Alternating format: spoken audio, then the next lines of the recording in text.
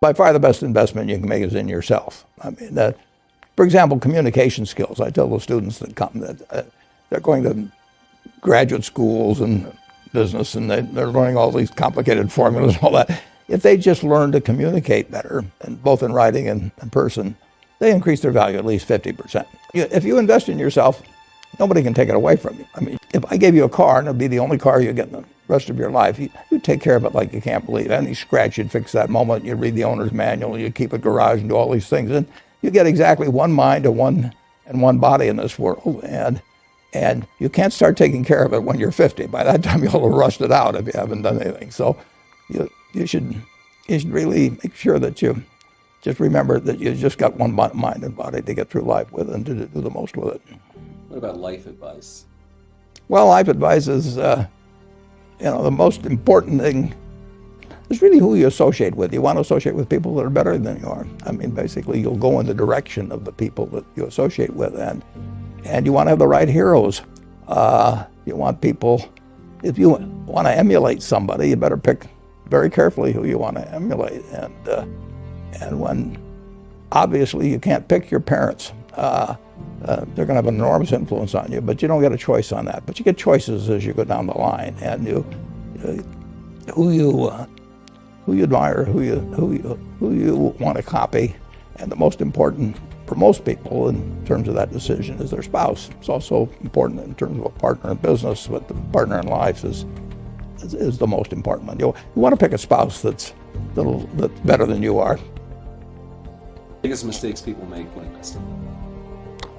Well, they try to, they just don't realize that all you have to do is just buy a cross-section of America and then never listen to people like me or read the papers or do anything subsequently. They think that because you can trade, you should trade. You buy a farm, you buy an apartment house, you can't resell it tomorrow, and the cost of moving around.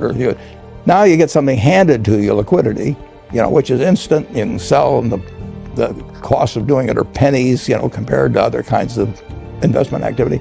So because they can so easily move around, they do move around, and moving around is not smarter than investing. You have a pretty cool morning routine regarding what you have for breakfast and how prosperous you eat. What is that? I eat exactly what I like to eat.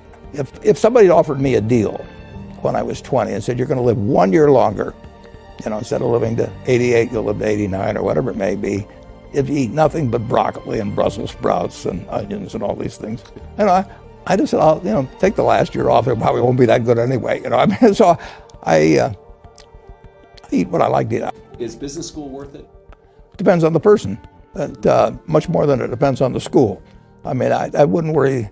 Some people are going to get a lot out of advanced education, and some people are going to get very little. And I don't even think it's important that every person go to college at all. I mean, we have all kinds of jobs at 70 or so thousand a year, or 80,000 a year. That college training is not of use. And I actually was not keen on going to college myself. Yeah, my dad kind of jollied me into it. He could get me to do anything, but I knew I could have a good time, and I liked investing, and I didn't really feel I could read the books.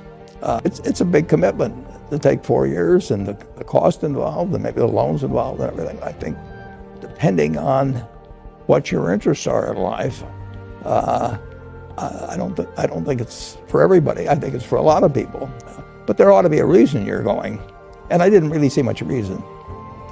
If you get to be 65 or 70 and later, and the people that you want to have love you actually do love you, you're a success. I've never seen anybody that reaches that age. I mean, I'm not talking about somebody that's in extreme poverty or pain or something, but I've never seen anybody that, if they have a lot of people that love them, that is other than happy. And I've seen some very, very wealthy people that they give testimonial dinners to and name schools after and everything. And nobody loves them.